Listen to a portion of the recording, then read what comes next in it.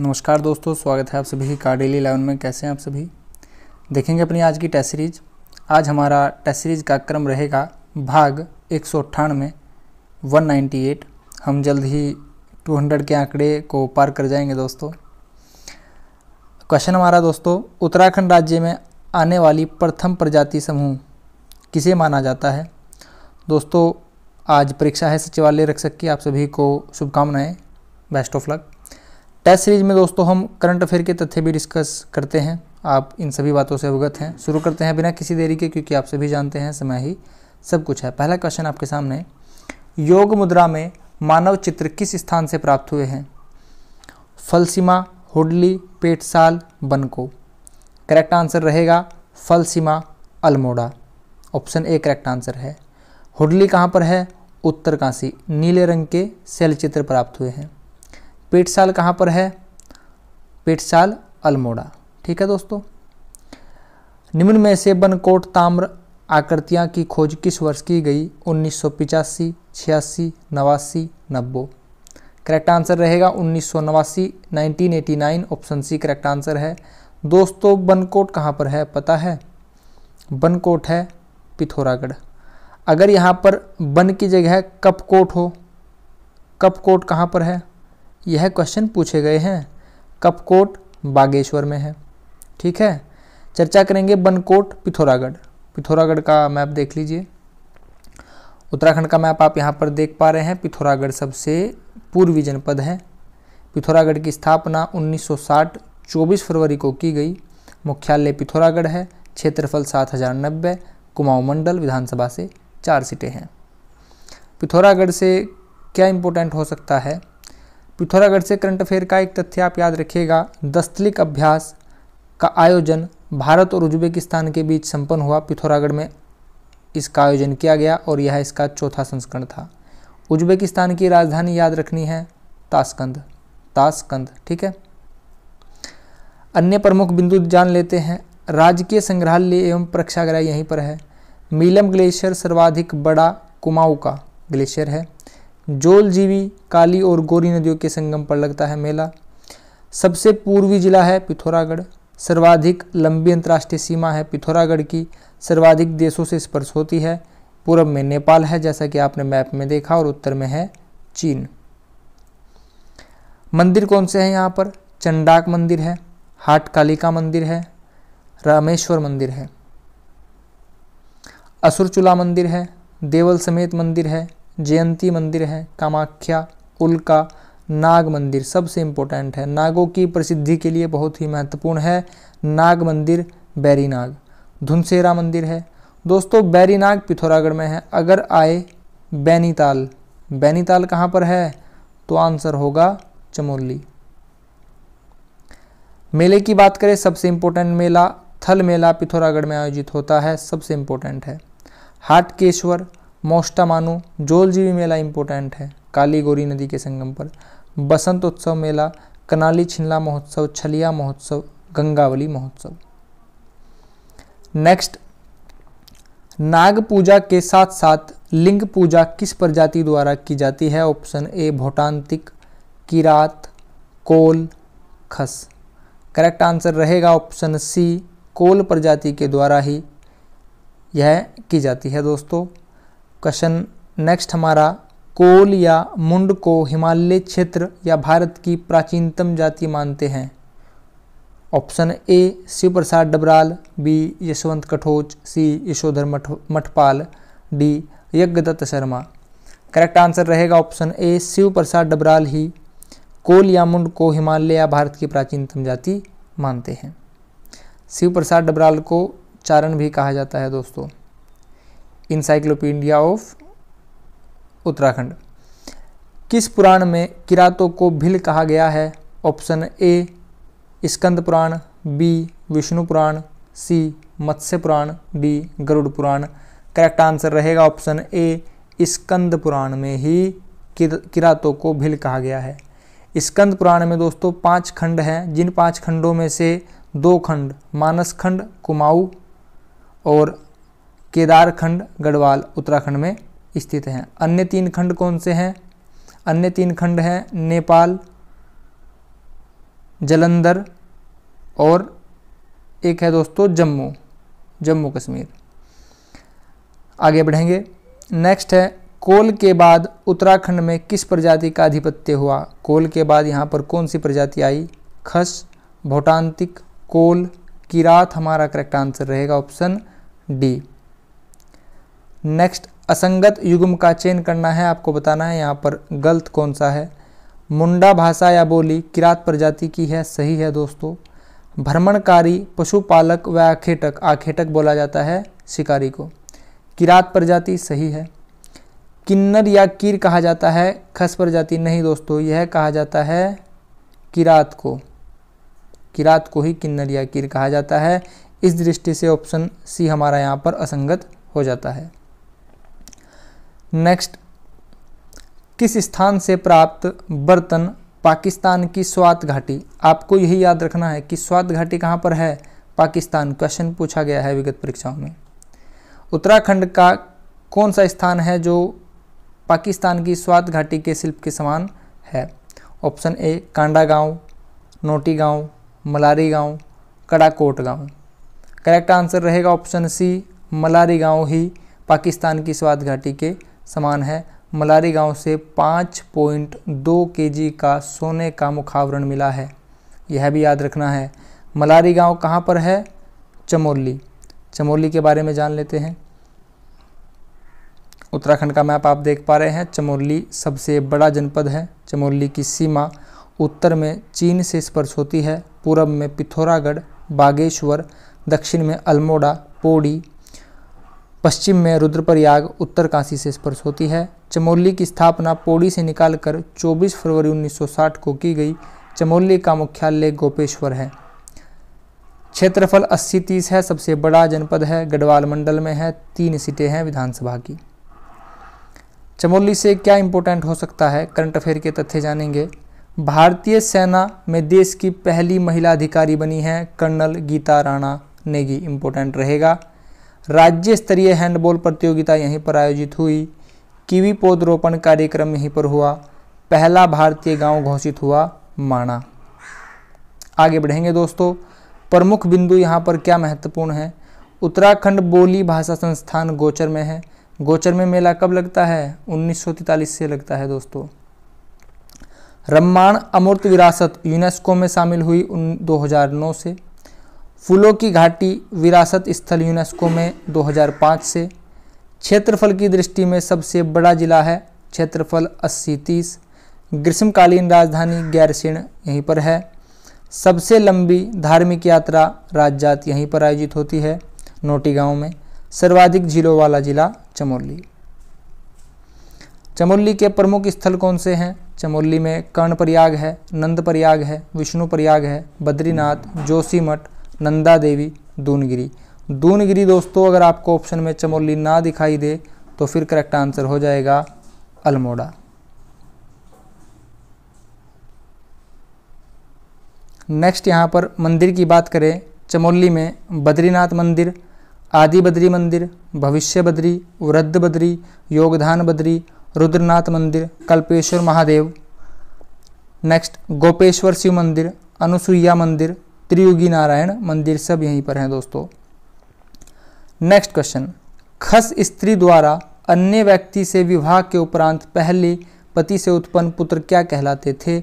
Option A झटेला, हटेला, ज्येष्ठ, कनिष्ठ। करेक्ट आंसर हमारा रहेगा ऑप्शन ए झटेला।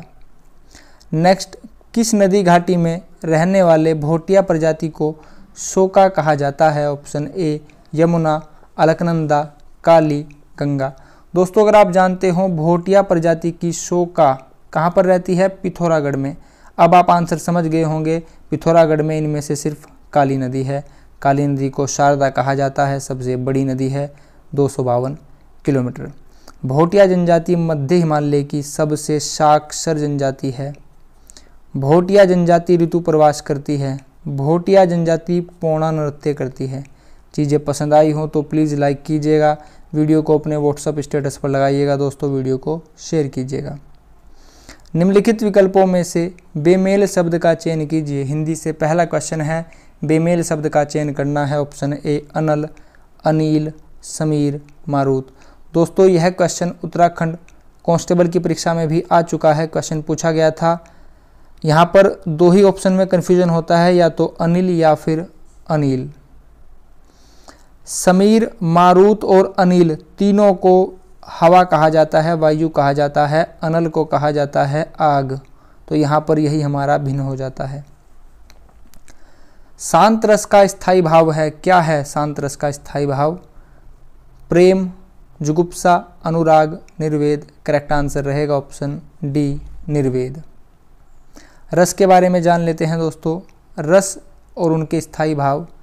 श्रृंगार रस का स्थायी भाव रति है, वीर का उत्साह, रौद्र का क्रोध, विभत्स का जुगुप्सा घृणा, शांत का निर्वेद शम, भयानक का भय, अद्भुत का विषम, हास्य का हास, करुण का शोक। दो हो रहे हैं दोस्तों यहाँ पर। वात्सल्य का वात्सल्य होता है और भक्ति का रति या फिर अनुराग होता है। आगे बढ़ेंगे दोस्तों। नेक्स्ट, जिन वर्णों का उच्चारण पारंपरिक वर्णमाला के बीच अर्थात स्वरों और व्यंजनों के बीच होता है उन्हें क्या कहते हैं? ऑप्शन ए अंतस्थ व्यंजन, बी स्पर्श व्यंजन, सी संघर्षी व्यंजन, डी प्रकंपी व्यंजन। करेक्ट आंसर रहेगा ऑप्शन ए अंतस्थ व्यंजन। इनके बारे में जानेंगे, अंतस्थ व्यंजन क्या होते हैं। अंतस्थ व्यंजन जिन वर्णों का उच्चारण स्वर और व्यंजनों के बीच हो, मध्य में हो, उन्हें अंतस्थ व्यंजन कहा जाता है। आप इन्हें रट लीजिएगा, य, र, ल, वो। इनका उच्चारण स्थान देख लीजिए दोस्तों। य बोला जाता है तालव्य, र बोला जाता है वर्तस्य या फिर दंतमूल, ल वर्तस्य दंतमूल, और वो को बोला जाता है दंतोष्ठ, जिसके उपयोग में दांत और होठ आपस में स्पर्श होते हों। यहाँ पर य अर्ध स्वर है, र लुंठित स्वर है, लुंठित व्यंजन है, क्षमा कीजिएगा, ल पार्श्विक व्यंजन है, व अर्ध स्वर है। प्राण की बात करें, यह अल्प प्राण होते हैं। अल्प प्राण हर वर्ग का पहला, तीसरा, पांचवा अक्षर होता है। सघोष होते हैं, सघोष किसे कहा जाता है? तीसरा, पांचवा और चौथा अक्षर हर वर्ग का। आगे बढ़ेंगे दोस्तों। नेक्स्ट क्वेश्चन हमारा, छंद का सर्वप्रथम उल्लेख किस ग्रंथ में मिलता है? छंद का सर्वप्रथम उल्लेख किस ग्रंथ में मिलता है? रामायण, महाभारत, सामवेद, ऋग्वेद। करेक्ट आंसर रहेगा ऑप्शन डी, ऋग्वेद में छंदों का सर्वप्रथम उल्लेख मिलता है। छंद की बात करें, छंद के कितने भेद होते हैं? सिंपल सा क्वेश्चन आ जाता है कि छंद के भेद बताइए। ऑप्शन हमारा यहाँ पर करेक्ट आंसर रहेगा, छंद के 3 भेद होते हैं दोस्तों। वर्णिक या वर्त छंद, मात्रिक छंद, मुक्त छंद। वर्णिक छंद किन्हें कहा जाता है? जिनमें वर्णों की संख्या समान हो। मात्रिक छंद कहा जाता है मात्राओं की संख्या समान हो। मुक्त छंद कहा जाता है वर्णिक व मात्रिक प्रतिबंध नहीं होता। मुक्त छंद के प्रणेता निराला जी हैं। जूही की कली कविता में मुक्त छंद में लिखी गई है। यहाँ से क्वेश्चन सिंपल सा बन जाता है कि जूही की कली कविता किसने लिखी है? निराला जी ने। आगे बढ़ेंगे दोस्तों। पुनर्जन्म के लिए सही संधि विच्छेद क्या है? पुनर्जन्म के लिए पुनर प्लस जन्म, पुनः प्लस आजन्म, पुनर्जन्म, पुराना जन्म। पुराना जन्म तो नहीं होगा। यहाँ पर हमारा करेक्ट आंसर होगा दोस्तों, आप ऑप्शन ए और बी देखिए, पुनः पुनः लिखा है, यानी कि आंसर तो यहीं पर छिपा है।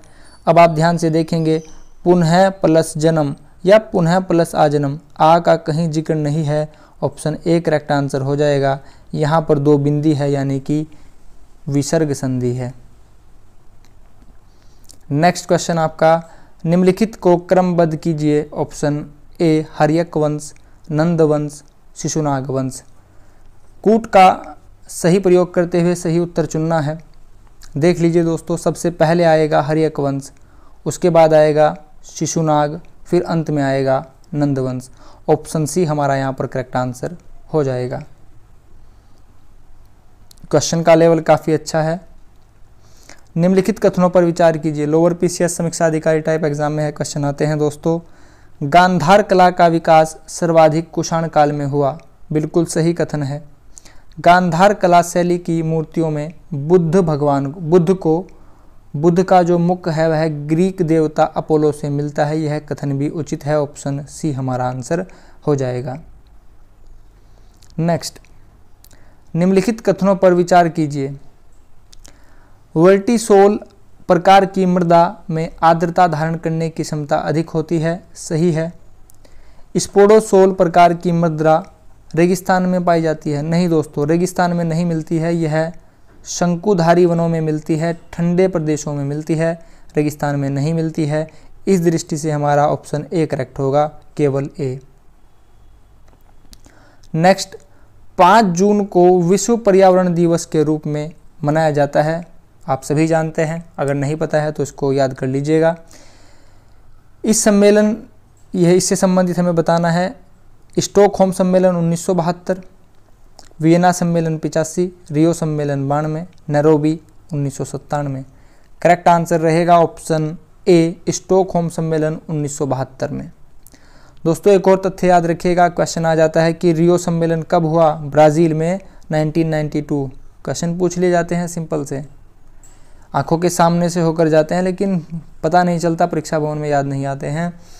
निम्नलिखित युग्मों में से कौन सा सही सुमेलित है, सही पूछा गया है, कौन सा सही सुमेलित है।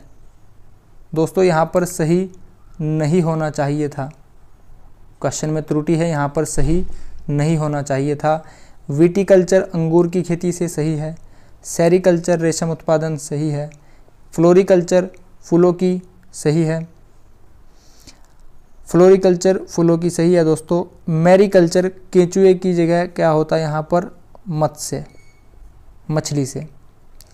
ऑप्शन डी यहाँ पर गलत था, ऑप्शन डी हमारा यहाँ पर आंसर हो जाएगा। निम्नलिखित युग्मों में से कौन सा सही सुमेलित नहीं है, यहाँ पर बहुत ध्यान दीजिएगा कि क्वेश्चन में क्या लिखा गया है। ट्रोपोफाइट उष्णकटिबंधीय घास वाली पत्तियाँ सही है, मेसोफाइट शीतोष्णकटिबंधीय टैगा वनस्पति सही है, क्रायोफाइट टुंड्रा वनस्पति सही है, लिथोफाइट वह वनस्पति होती है जो चट्टानों पर होती है दोस्तों, चट्टानों पर होती है, ठीक है, रॉक्स पर मिलती है, पहाड़ी क्षेत्रों में मिलती है। निम्नलिखित युग्मों में से कौन सा युग्म सुमेलित नहीं है। देश लिखे हैं और लोहो एश खान लिखी है। अमेरिका अलबामा सही है, ऑस्ट्रेलिया पिलबरा क्षेत्र सही है, स्वीडन किरूना सही है, चीन ट्रांसवाल नहीं दोस्तों, ट्रांसवाल चीन में नहीं है, यह साउथ अफ्रीका में है। ऑप्शन डी हमारा यहाँ पर असुमेलित हो जाता है।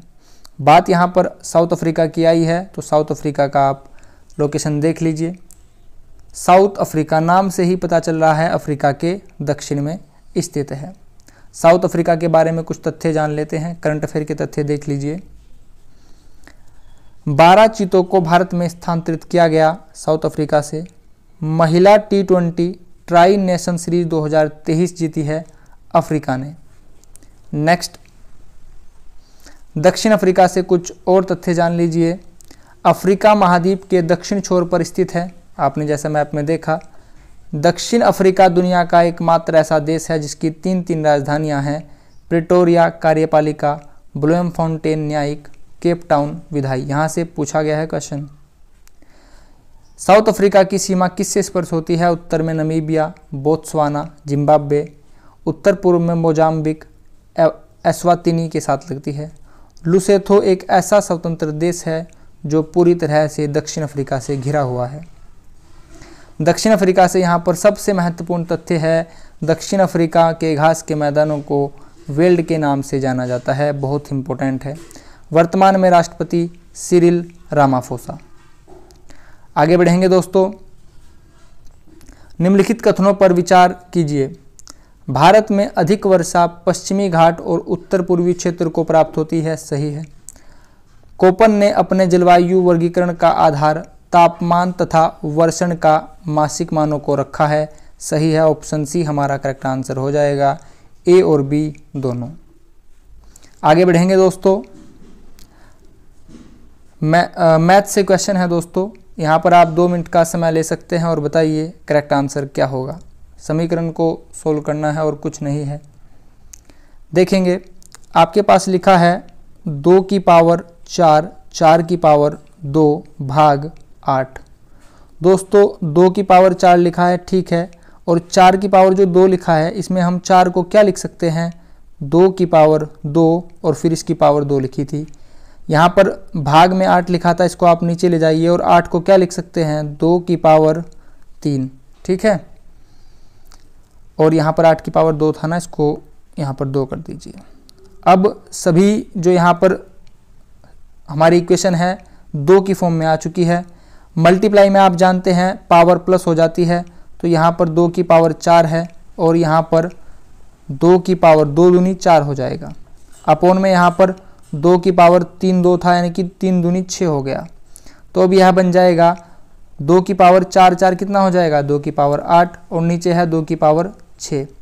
दोस्तों भाग में क्या होता है, जो पावर होती है, जो हमारी घात होती है वह माइनस हो जाती है, यह ऊपर चली जाएगी। 8 में से 6 जाकर आपके पास बचेगा 2, यानी कि 2 की पावर 2। ऑप्शन ए हमारा यहाँ पर करेक्ट आंसर हो जाता है। आगे बढ़ेंगे, हमारा अंतिम क्वेश्चन AFHO को लिखा गया है GBDJ, फिर यहाँ पर CHFM को क्या लिखा जाए है आपको बताना है।